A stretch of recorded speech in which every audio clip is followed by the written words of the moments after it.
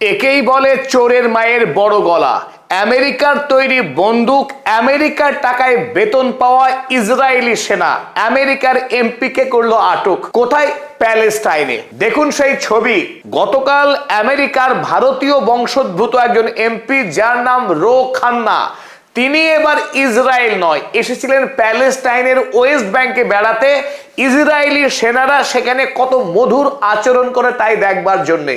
এবার এসে হাতে নাতে প্রমাণ পেয়ে গেলেন রো খান্না ইসরায়েলি আইডিএফ সেনা কাকে বলে। তিনি আমেরিকান কংগ্রেসম্যান, ভেবেছিলেন তাকে আদর সম্মান করবে আইডিএফ, কিন্তু হলো ঠিক তার উল্টো। একেবারে কানে বন্দুক ধরে বাসে তোলে এই রো খান্নাকে।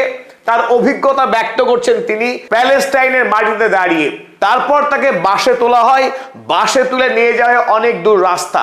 যখন ট্রান্সলেটর বোঝানোর চেষ্টা করে আইডিএফ সেনাদের যে তিনি আমেরিকার কংগ্রেসম্যান, তার সঙ্গে এইরকম আচরণ করা উচিত না, সেই কথা শুনে হো হো করে হেসে উড়িয়ে দেয় সেই গণহত্যাকারী, শিশু হত্যাকারী আইডিএফ সেনারা। এই আমেরিকার কংগ্রেসম্যানরা এতদিন ধরে কেবলমাত্র অ্যাডলফ হিটলারের গণহত্যাকে নিন্দা করতেন আর ইসরায়েলকে বাহবা দিতেন যে তারা বিরাট বড় কাজ করছে। আর তার জন্য ইসরায়েলে এতদিন ধরে মারণাস্ত্র পাঠাচ্ছিল, যে মারণাস্ত্র দিয়ে বেঞ্জামিন নেতানিয়াহু গাজা ভূমিতে বর্বর গণহত্যা চালাচ্ছিল ওয়েস্ট ব্যাংকে, লেবাননে। এবার আমেরিকার এমপি এসে দেখছেন যে প্যালেস্টাইনের স্কুল গুড়িয়ে দিয়েছে, গ্রামকে গ্রাম ভেঙে চুরমার করে দিয়েছে এই আইডিএফ সেনারা। এবার তিনি এখানে বলছেন আমাদের এবার আমেরিকার রাজনীতির দর্শন বদলানো উচিত, এবার প্যালেস্টাইনের পাশে দাঁড়ানো উচিত। কারণ গোটা প্যালেস্টাইন জুড়ে যেভাবে নির্বিচারে খুন করছে আইডিএফ সেনা, সেই খুনের বিচার হওয়া উচিত। তিনি দাবি তুললেন যে পিতা 14 বছর বয়সী সন্তানকে হারিয়েছে, যে ফিলিস্তিনি পিতা, সেই ফিলিস্তিনি পিতার বিচার পাওয়া উচিত। তিনি এও দাবি করলেন, স্কুলের প্রিন্সিপালের কথা বললেন, যে স্কুলে গিয়ে আইডিএফ সেনা সরাসরি গুলি চালিয়েছিল, সেই গুলি চালানোর কোনো বিচার হয়নি। তিনি সেই খোদ প্রিন্সিপালের সঙ্গে দেখা করে কথা বললেন আমেরিকার এমপি, এবং তিনি বললেন আমেরিকায় ফিরে এসে বিচার হওয়া উচিত প্রতিটা ঘটনার। তাই এবার পৃথিবী বদলাচ্ছে, আমেরিকা বদলাচ্ছে। জোরান কুয়ামে মামদানি আমেরিকায় দেখিয়ে দিয়েছেন যে ইসরায়েলিরা যে অন্যায় করছে, আমেরিকানদের কাছে টাকা নিয়ে, আমেরিকানদের কাছ থেকে বন্দুক নিয়ে, গুলি নিয়ে, গোলা বারুদ নিয়ে যেভাবে মধ্যপ্রাচ্য জুড়ে, গোটা ফিলিস্তিন জুড়ে যে গণহত্যা চালাচ্ছে, সেই গণহত্যা আমেরিকা আর টাকা দিতে পারে না। এবার সময় এসেছে থামার, এবার সময় এসেছে দৃষ্টিভঙ্গি বদলানোর। আর সেই কথাই বললেন, আপনারা শুনছেন, রো খান্না, যিনি ক্যালিফোর্নিয়ার এমপি, বাড়ি ফিরে এসে তার সেই ভয়ঙ্কর অভিজ্ঞতার কথা ব্যক্ত করছেন সাংবাদিকদেরকে।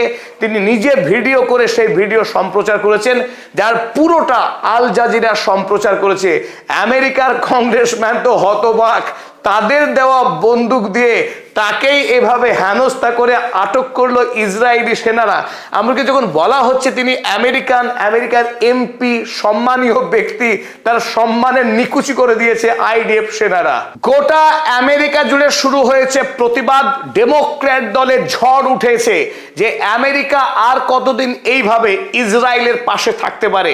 যখন ইসরায়েলি সেনাদের গণহত্যা, তাদের আইন লঙ্ঘন করা এবং নির্বিচারে ওয়েস্ট ব্যাংকে সাধারণ মানুষের বাড়ি গুড়িয়ে দেওয়া, তাদের অলিভ জমিকে দখল করে নেওয়া, এমনকি পানীয় জল, যখন ইসরায়েলি সেটলারদের বাড়িতে দিনে 4 বার জল আসে, তখন ফিলিস্তিনি বাড়িগুলোতে সাধারণ প্রাত্যহিক প্রয়োজনের জন্য যেটুকু পানীয় জলের দরকার, সেই পানীয় জল পর্যন্ত দেওয়া হয় না ফিলিস্তিনিদের। এই কথা বলেন খোদ রো খান্না, তিনি তার নিজস্ব অভিজ্ঞতায় বললেন।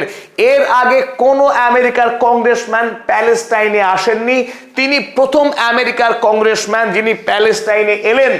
এবং তিনি বারবার স্বীকার করলেন, আমি প্যালেস্টাইনে গিয়েছিলাম, আমি প্যালেস্টাইনের মানুষদের সঙ্গে কথা বলেছি, আমি দেখতে পেয়েছি সেখানে কি পরিমাণ অবিচার, কি অত্যাচার চালায় ইসরায়েল। অর্থাৎ ইসরায়েল যে গণহত্যাকারী রাষ্ট্র, এখন সে কথা আর ফিলিস্তিনিরা বলছে না, সে কথা ইরান বলছে না, সেই কথা এখন খোদ আমেরিকার এমপি, আমেরিকার ডেমোক্র্যাট দলের অন্যতম নেতা রো খান্না, তিনি দেশে ফিরে এসে তার সেই ভয়ঙ্কর নাইটমেয়ার, দুঃস্বপ্নের সেই অভিজ্ঞতা ব্যক্ত করছেন।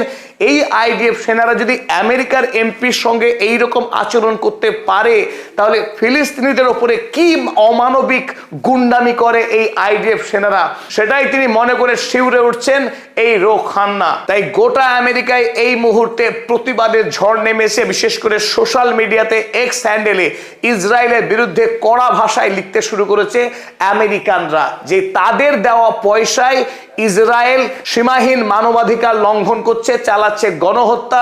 এই গণহত্যা চলতে দেওয়া যায় না।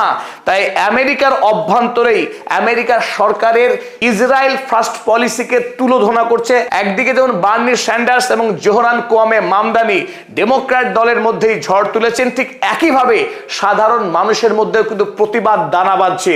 খুব শিগগিরই আমেরিকা সরকার বাধ্য হবে বড়সড় দৃষ্টিভঙ্গির পরিবর্তন আনতে। যে কথা ডাক দিয়েছেন রো খান্না, তিনি স্পষ্টত বলেছেন আমাদের মোরাল ভিশনকে চেঞ্জ করা দরকার, আমেরিকার পুরনো নীতিতে পরিবর্তন আনা বড়ই দরকার, কারণ ইসরায়েলি সেনারা সমস্ত সীমানাকে লঙ্ঘন করেছে। আর এই খবর ইরানও ছেপেছে তাদের ফার্স্ট নিউজে। ফার্স্ট নিউজ লিখেছে US law maker held at gun point by Israeli settlers in occupied West bank.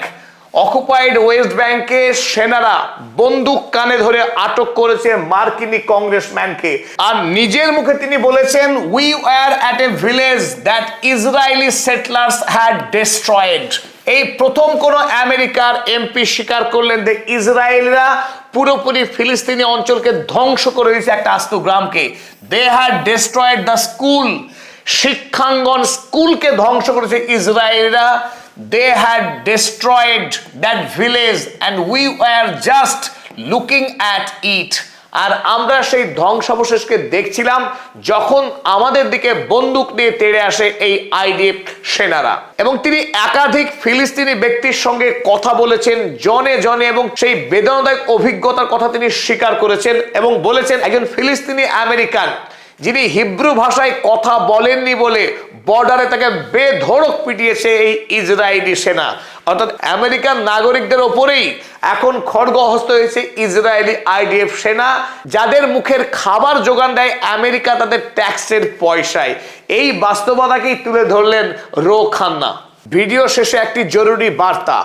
অনেক অসৎ মানুষ আমাদের ইউটিউব চ্যানেলের ভিডিও আপলোড করে আপনাদের সঙ্গে প্রতারণা করছে। আমাদের অনেক পুরনো ভিডিও, যে ভিডিওর সঙ্গে বর্তমান সময়ের কোনো সম্পর্ক নেই, সেই সমস্ত ভিডিও আপলোড করে দর্শকদেরকে বিভ্রান্ত করছে। তাই আপনাদের উদ্দেশ্যে একটি অনুরোধ, আমাদের ইউটিউবে দুটি মাত্র চ্যানেল রয়েছে।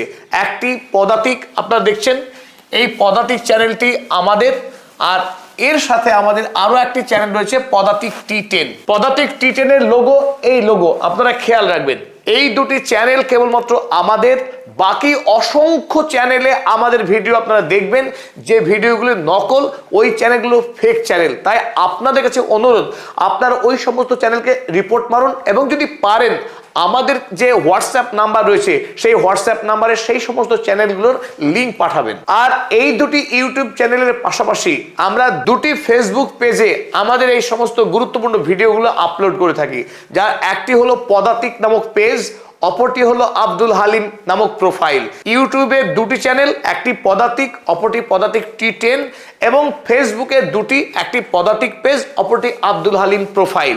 এই চার জায়গা ছাড়া আমরা অর্থাৎ আব্দুল হালিম কোনো ভিডিও আপলোড করে না।